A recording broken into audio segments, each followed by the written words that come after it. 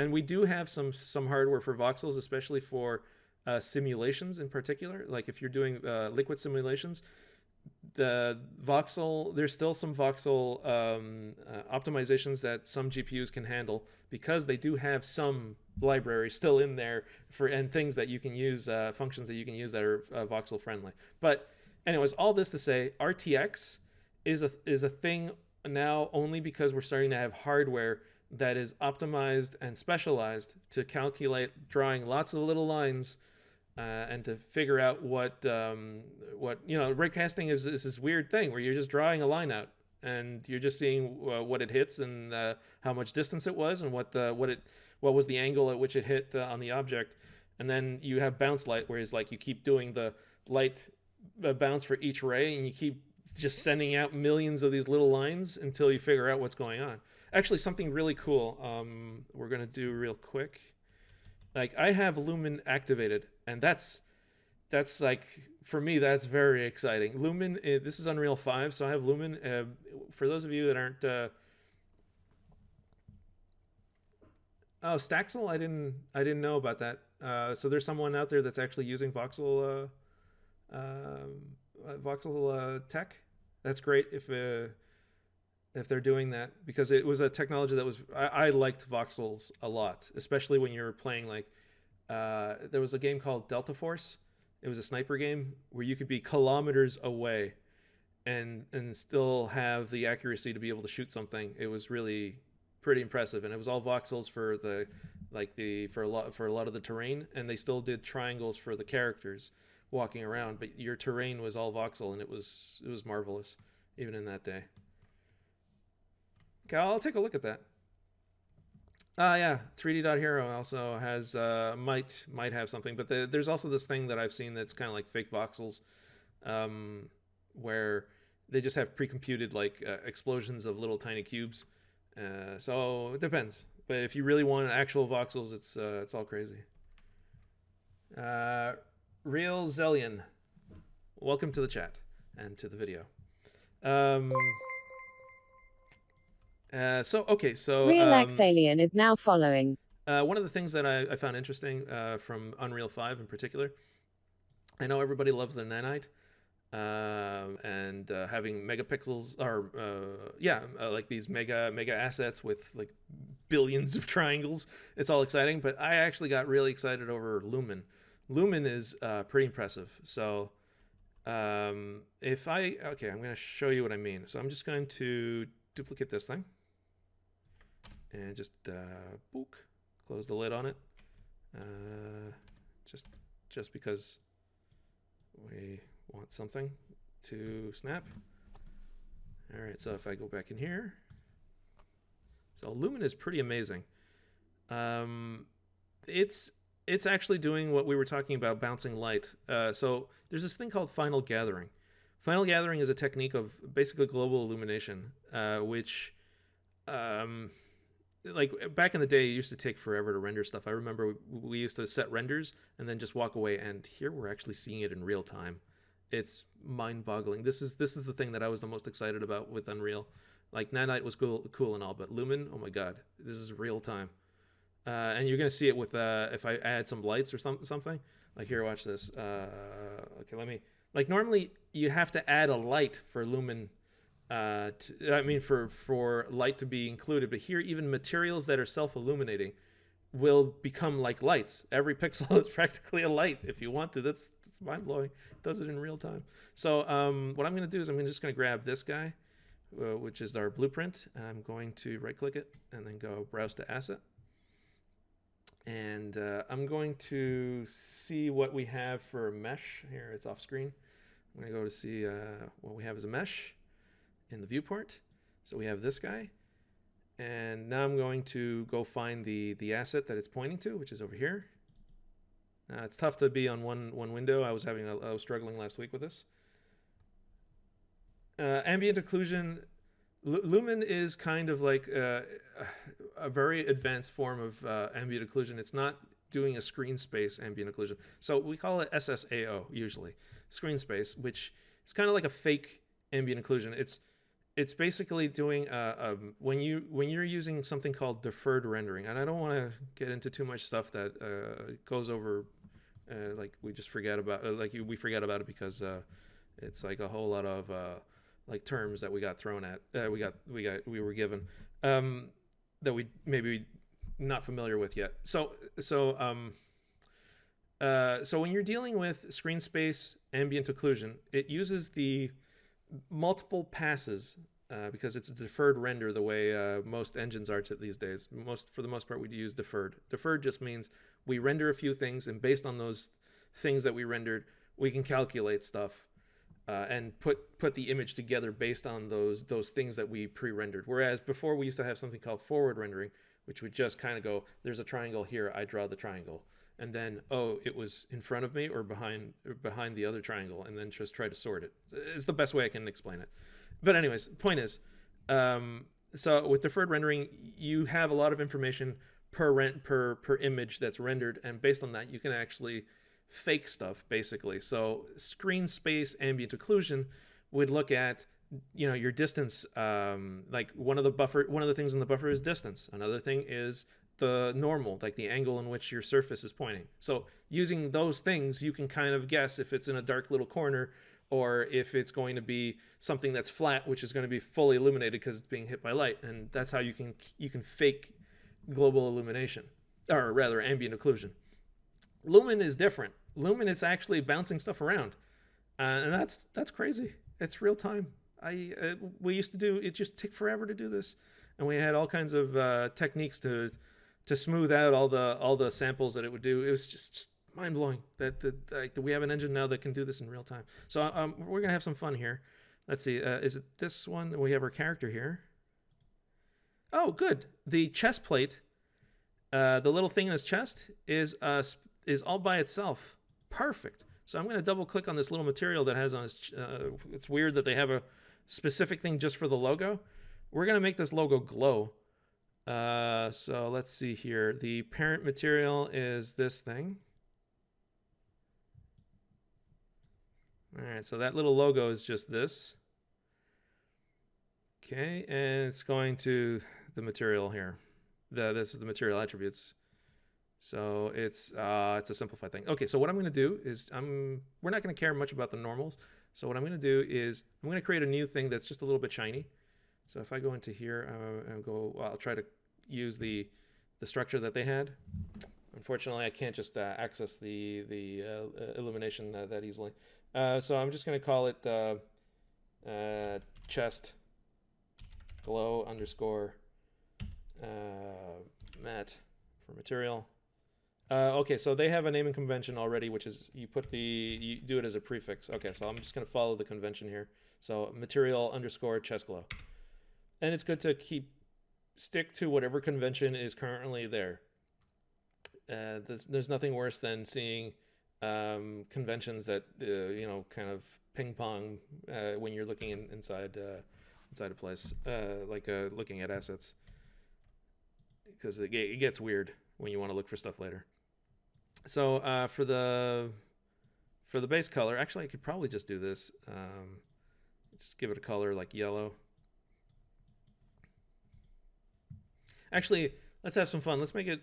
I know it doesn't seem like much fun to you, but it's like, let's make it like a one of those glow in the dark materials. So because we're having fun here, and now I can also just go value. Well, I can actually just add a glow. So I'm gonna hit the asterisk for multiply, and then I'm gonna press the 1 button and then click, and that'll create a scalar. And it's going to multiply these two things together. It's going to be black because it's multiplying by 0. But I'm going to convert that into a parameter. And it's going to be called glow. Yeah, just glow. And then now we can have fun with this and set it to like 200. Or even more than that. Let's go 2000. So we should start. Okay, so let's try punching this into the emissive color. And then this goes into the base color. And we should have what we needed. It's really bright though. We don't need that much. 500 should be fine. Let's just try this out. Let's see what happens. And this is a nice color. This is like, I remember having toys that would glow this color, just not as brightly. Okay, so we've created this material, and it's glowy. I'm going to go back to the mannequin that has these two materials, and I'm just going to say, you come over here. You can drag and drop it too. I've been using the little arrow thing a lot, but if you're more of a, I need to feel like I'm moving it over, that's okay. Let's just do that. Actually, it's kind of like a bib. I thought it was just going to be the little circle. And let's just give it a second. All right, so we now have this weird chest thing, and let's press play. I'm just going to move this over here. All right, so now we've got a big glowing thing on our chest, and take a look at this magic. That, okay, the way it's doing, I've set the lumen settings a little low, so you're going to get this scatter effect. Basically, because you can't fire that many rays, even but even this is insane. It's doing it in real time. The only thing is, it depends on if you see it or not. So it's like, because I don't see it, it's no longer emitting. So, but the more you see the glow, the more it starts emitting these things, and you can have like a disco thing if you want to. Yeah, disco robot. Anyways, but for me, this is mind-boggling that we have something that's pretty real time for something called Final Gathering. This is insane. Normally, what you do is you have to add an actual light, and we're going to do that. We're going to add a light just so you can see, like, if you want to improve like these kind of effects. What you do is, again, we go back to the third-person character. So this is our third-person character. And this is the camera and everything that's hooked up to them. And what we can do is we can just let's see here. What did they do? They made it like this. Okay, so I'm just going to do this, and I'm going to move that light in the front. And this is a nasty light because it's got a lot of distance it could light up, and I bet you it casts shadows too. But we're going to fix all this. We're going to make this so it's not that nasty a light. So it's going to be like that, and we can get rid of the, well, you know what, we'll just leave it like this for now. And what we could do also is attach it. Let's attach it to the character and make sure that it's connected to, there you attach to the character? Okay.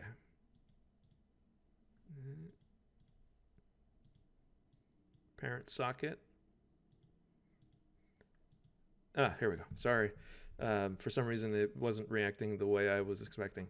So we're going to find a bone for it to follow, which is going to be probably like something like spine 3 or spine 2, maybe. Let's try spine 3. That's a little bit close to the.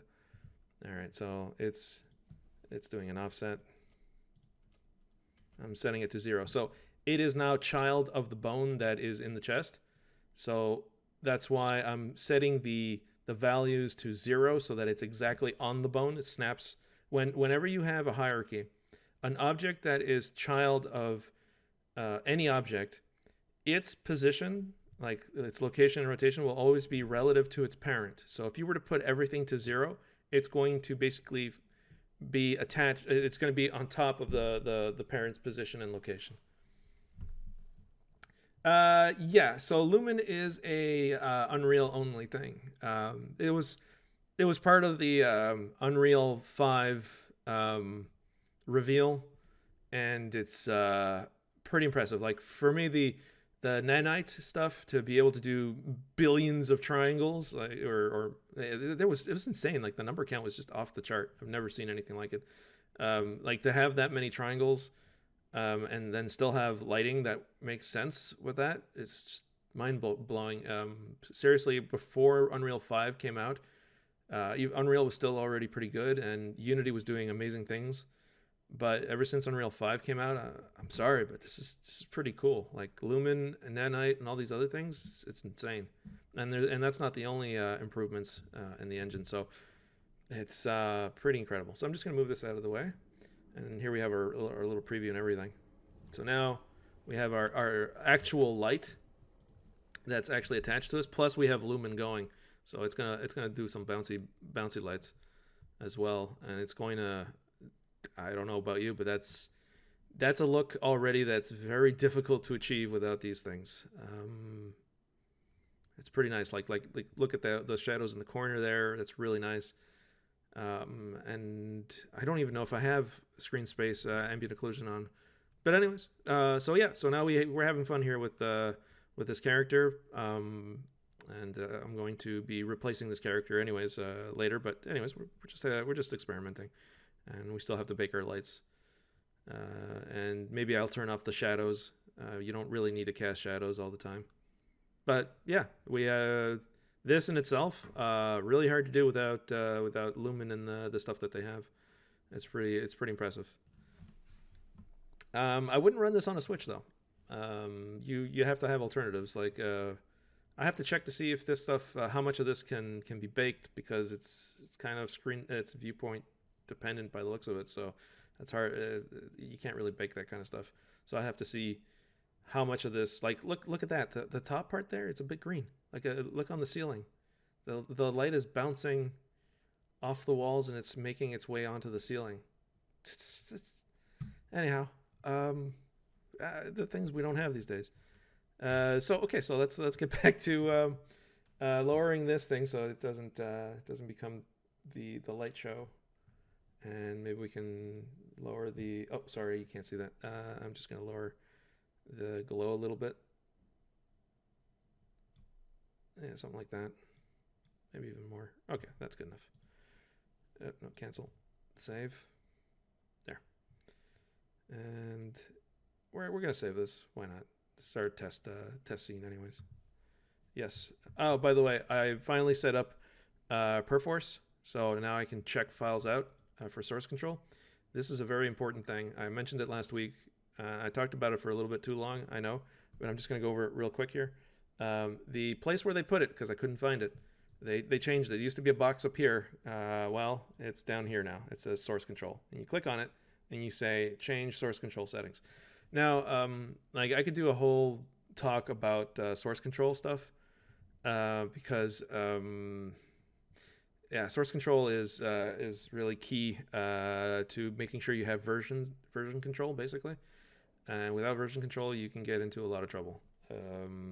Like you can make changes.